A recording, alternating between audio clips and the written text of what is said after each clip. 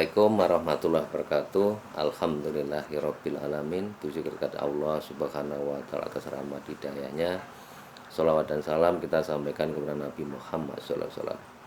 Baik, kali ini ketemu Bapak untuk mengajar analisis kebijakan publik.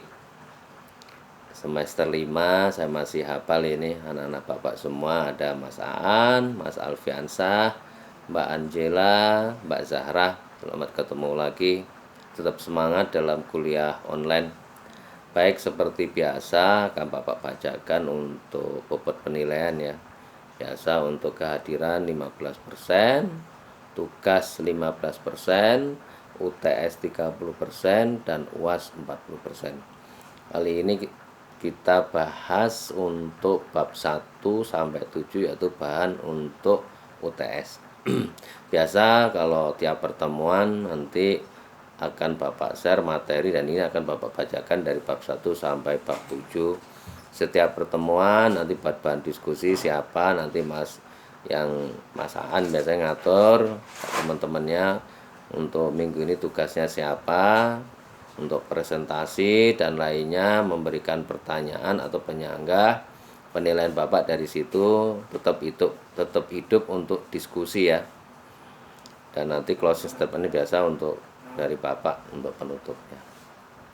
Baik, untuk analisis kebijakan publik sendiri akan Bapak bacakan definisinya, yaitu menurut Yong and Quinn 2002 halaman 56, yaitu analisis kebijakan publik adalah tindakan pemerintah yang berwenang berupa tindakan yang dibuat dan diimplementasikan badan pemerintah yang memiliki kewenangan di bidang hukum, politis, dan finansial untuk kebutuhan konkret yang berkembang di masyarakat.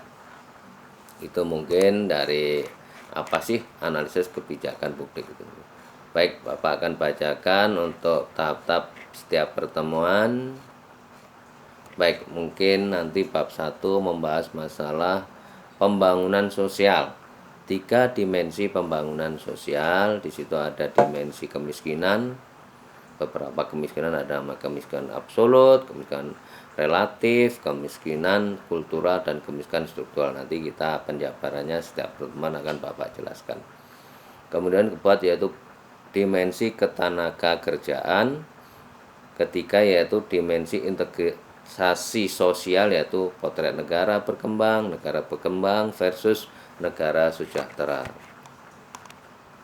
Kemudian bab kedua yaitu pertemuan kedua yaitu membahas masalah pembangunan kesejahteraan sosial. Di sini ada kesejahteraan sosial, pembangunan kesejahteraan sosial, pergeseran paradigma.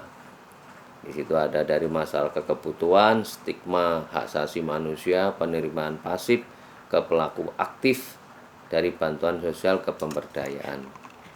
Kemudian ke bab 3 nantinya yang kita bahas yaitu kebijakan publik, peran negara, dan pembangunan sosial. Kali nanti kita bahas masalah kebijakan publik, globalisasi, keunggulan dan kelemahan kapitalisme, kemudian negara kesejahteraan, kemudian apa itu pembangunan nasional. Kemudian nanti ke bab 4 yaitu membahas masalah kebijakan sosial dan perencanaan sosial. Di sini ada namanya tujuan kebijakan sosial itu apa, perencanaan sosial itu apa. Kemudian yang bab ke